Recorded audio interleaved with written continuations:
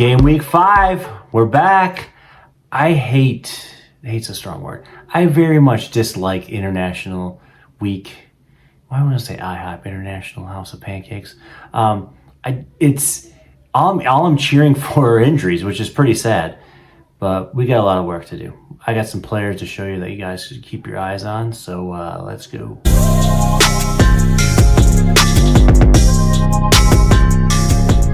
We don't talk about Bruno, but since he's been transferred out by 140,000 of you, we're going to talk about Bruno. And my assumption is that it's probably for Son, which is probably the top transfer in this week. And I agree with it. I totally do. But maybe not for Bruno. Bruno's second in key passes, tied for fourth in shots, and first in big chances created. His fixtures are great going forward. Brighton has actually got worse as the season's gone on, so it's a great matchup. And is it really worth bringing him in, meaning Son, if you already have Bruno? I think if you had the luxury of 2 transfers and you had no one else to do, if you're looking for a punt, yeah, Son is probably a great option. But if you're going to get rid of Bruno for that, that's pretty harsh after he does have some good underlying stats. And I will say this, I am about the eye test, the data, the form, and then the fixtures. But all of that computes together, and within the next 4 game weeks, I believe he could outmatch Son. Yes, I just said don't get Son, but what I'm going to say is get Son. Just not for Bruno. I think if you have other options and other transfers that you can use, so maybe you have to do 2 transfers to get him, I think it really is worth getting him this weekend as he's playing a great team. He's in form. Now I say he's in form in the position that he's playing in. He's possibly on penalties. He has 9 key passes. In the bonus points system, he has a 104, which is pretty high up there. So when he does get returns, he does get bonus points. But I would also consider this. If you're bringing him in, you really need to consider the captaincy.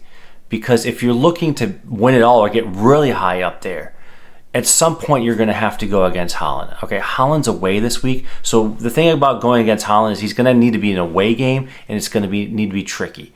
West Ham's pretty good defensively. They sit back and counter. I would say that, yeah, Haaland probably will still score 1. But think about it. Do you think that Son can get 2 returns against Sheffield? I'm talking a goal and assist. That right there is going to outdo Haaland more than likely in this game, where I'm just expecting Haaland to get the 1 goal. This is your opportunity to go against that. And my buddy, Awani, he is great. He's on a team that just bought like a whole other team. So I can only imagine it's going to get better with this team. I love Forrest going forward. If they do score, it's usually he has something to do with it. This past game, he had an assist. So he's not really known for assists, but he had one, which is great. So he's your consistent 5, 6, 7 points. So if you're looking for something just for consistency, this guy's going to score regardless of the game, who they're playing against. I want you to think of this out, though. If you have 2 transfers, that's kind of what I would be looking for. So if you had Jackson and you had 2 transfers, maybe it's more of a luxury. If you have 1 transfer, I wouldn't go away from Nicholas Jackson for him. Unless he's like your 3rd striker. Looking for a 3rd striker, great option. I think just the consistency from him is great. Look, he only has 7 shots, but he scored on 3 of them. He has 2 big chances, and his bonus point system is pretty high, 99. So I would definitely consider him in this game week. You know we all want him. It's Evan Ferguson. The guy is elite. The guy can score goals. What does every team look for? They're looking for a person that can put the ball in the net. And if you can, you will be paid a lot of money and you will be put on the best team because they're so far and few within the whole world. And he's the one guy that can kind of do this. One of few minutes. Will he have enough minutes? And that's, I think, why he's going to be considered the 3rd option as a striker. If he had consistent minutes, he is nailed on your team. He's going to be on there with Haaland, permanent guy all season, and possibly Son. I would think those 3 would be permanently on everyone's team. So if Ferguson gets those minutes, it's great. I know he has a tough fixture away against Man U. Maybe this is not the week to bring him in. Maybe you want to just emphasize that Bournemouth, get another week for it. But let's get on the train before it's too late and get those points. So I never really played defense. Yes, I was a striker. I defended as a striker, but defending and defenders are not something that I always emphasize on when I'm trying to build a team. But we're starting to get to that point of the season, game week 5, where things kind of switch. We had some really tough fixtures for Newcastle. They're going to turn now, and Trippier was always someone that I thought should be on my team going forward. I just didn't like the matchups they had. I thought it was going to be very tough to get clean sheets, and that's really what you're looking for is clean sheets. This year, they have not really happened. So if you're going to pick someone, you kind of need someone that has some sort of attacking ability, because it seems to be that in the last couple of minutes, these teams score and there goes a shutout. So I don't like invest too much money in defense, but I think at 6.5, Trippier is worth it just based off Newcastle will be a very good team, and they are. Their numbers are actually very good for the results that they had. They've played very well within them. Some unfortunate things have happened, but I think going forward with this Brentford game, Southampton game, I think it's going to be an excellent run of fixtures for him. And with the eye test, I've watched the games. They've played very well. I just think it's probably time to maybe jump on maybe at least one. Maybe if you don't want Trippier, maybe it's Botman, maybe it's Cher. But if you have the funds, I would go for Trippier. I bet you no one that does content has Mads Andersen on their screen. I'm going to talk about a guy that honestly I didn't even know about until I started doing research about Luton and Burnley just for the game week. He consistently plays. He has had a return. I would only consider him if you were going to bench boost. And he would be my 5th defender.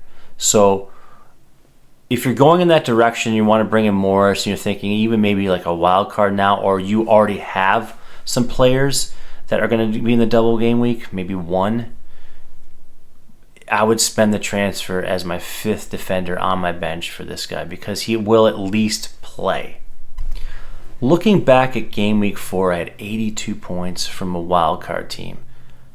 I loved it. Like my midfield, I nailed it. I mean, Bowen got that return. And Mbamo, I jumped on that train. Madison was great. I already had him. The big switch to Holland was, I just felt like for me to stay afloat, I was going to have Holland. I just had no real faith that I could keep on going without having him and say that this is going to be a great team. It's impossible to go against the guy. He's just too good. But the players around him, I do have a lot of differentials that other teams do not have. Diaby, I'm on that train. I'm on the Jesus train early. Trippier is already on my team, so I don't have to waste a transfer or use a transfer, as you want to say, on Trippier. And my goalkeepers, I just felt like I was playing safe by going Ederson, and Areola was the best 4.0, 4.1 goalkeeper. So let's just take a look at my team for this week. I don't really need to spend a transfer on anyone. If I want to go for it, I could go for Son. I do have $2 million in the bank, and I have Sterling, so I could just switch to Sterling. I wouldn't touch Madison. Bowen is going to have some rough fixtures coming forward, but I have 8 playing attackers, so I'm good to go there. I'm more than likely going to roll. I think it might come down to the deadline. Here's one tidbit that I did not explain in the video earlier. Liverpool plays first. So saying that, if we get news that Nunez is going to start, I think it's going to be so hard for me to not attack that. And as much as I love Awani and Jesus, I think I would have to sacrifice one of them.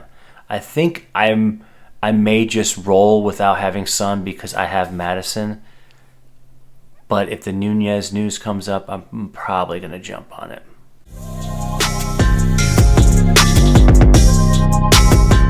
Here are my final thoughts.